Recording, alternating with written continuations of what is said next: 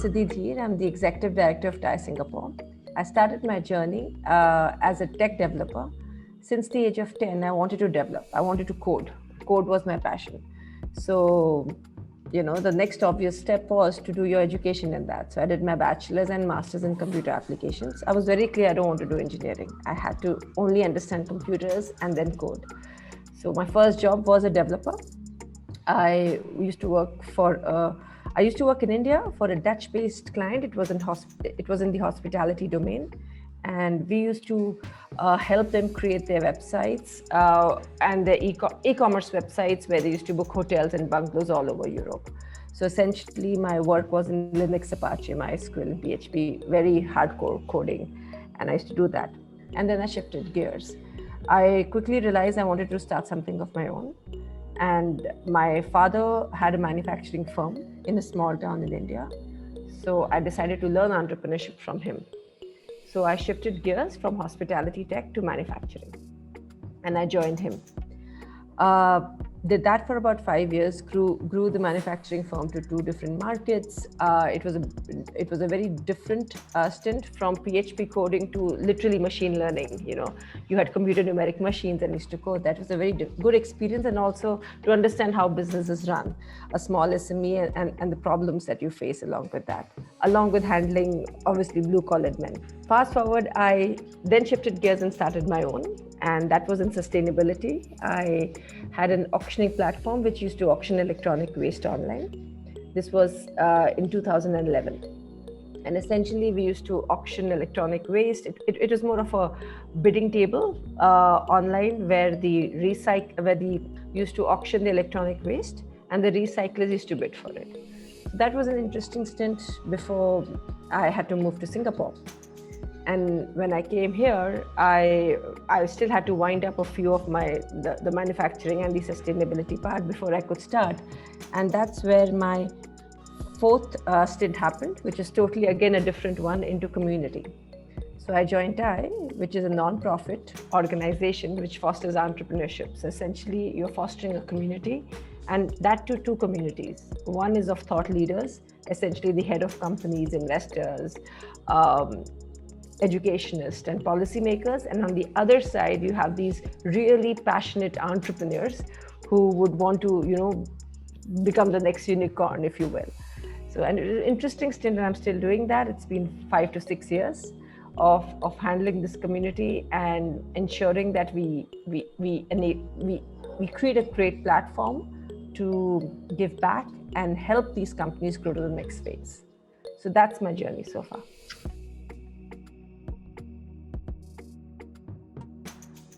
Community perspective, Cash, I would say that the world is changing rapidly. And early on, it used to be 3 to 5 years, which was any which way is really rapid and short. Now, due to COVID, it's become even more faster, right? So the way we think of work, the future of work, the future of workplace has changed rapidly. So the way we think of education has changed rapidly. There can be a possibility in the future where you will not be working for one company throughout your life. Not even throughout your life, at any given point of time, you will not be working for any X company, It would be one day you'll be working for a corporate, the second day it will be your own startup, the third day a non-profit, and fourth day another corporate. And that is a reality. And that can happen in the next 5 years.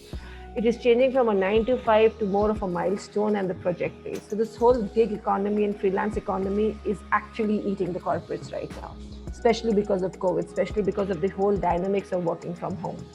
So that's one thing I definitely see, that the future of work has been disrupted and very radical and new norms are going to come up. And we see that in Australia any which ways, right? In Australia, the whole gig economy is so huge, you would be knowing that, you come from Australia. That I see the world shaping into that. That's one. Definitely from a 9 to 5 to a milestone base, freelancing work goes in there. So that's one very major change I see in the way of future of work. The second I see is in education. Obviously, from the Googles of the world have already stated that they don't see the university degree anymore. So it's more of how do you, so there's a pros and the cons. You get a good degree and you're sorted for life is no more the case, right? But at the same time, if you don't get that Ivy League degree, you are not cancelled out for life either. So it's neither that nor there. So the whole idea is you have to continue learning, continue upgrading yourself. It cannot be, the days are gone when you were master of one skill. You have to be a generalist because you don't know what works well in the future, right? Technology has already disrupted the whole scheme of the way things used to work earlier. So these are the two core areas I feel. One is future of work and the other is education, which in the coming trends has been totally disrupted, and this will affect the whole economy totally. Every single person goes through these two things, career and education.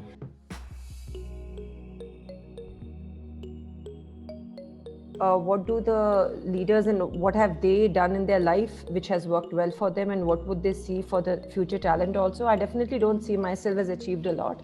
There's a lot to achieve, but I have had the opportunity to meet a lot of really successful people, and by virtue of being in a community of thought leaders, few things that I have definitely seen is that you might be the smartest person on the block, but if you don't, and it's very cliched and slated, believe me, it actually works.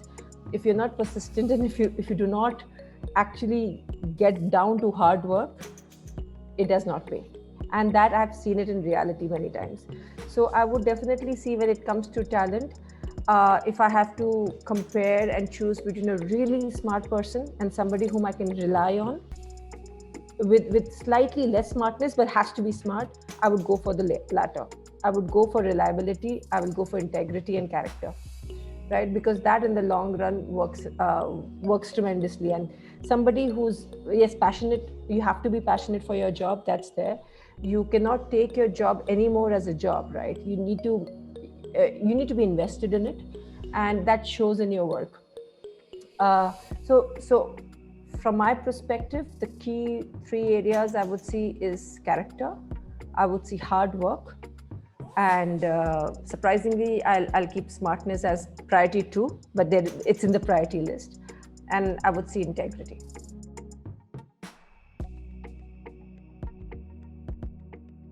Try giving 3 or 4, which I felt in my journey. One is definitely, so I felt that as a drawback earlier, and I realized that you need to have confidence in yourself to realize this is a boon, which is reinventing yourself. So if you see my graph as well, every 4 years it's changed from hospitality tech to manufacturing to sustainability to community right now, right? And I thought that is a drawback till I met the people and they said that, no, this is a boon. So will we have confidence in yourself? If you think that you're thinking, and second one, which is related to confidence, will be that there would be times when you think that, hey, nobody else has thought about this idea and I have thought about it. So is it that I'm being dumb or I haven't thought it through? No. If you've done your market research and you've come up with an idea, have the confidence that you might be thinking ahead of the curve.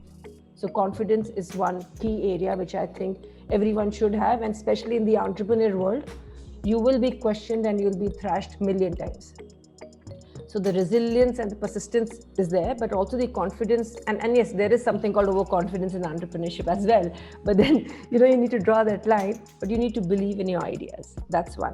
Number 2, so one was reinventing yourself. 2 was have the confidence to believe in your ideas and go the 9 yards, don't give up. The third I would definitely think is that give yourself new challenges. So having problems in your life is good, but having the same problems repeatedly is not.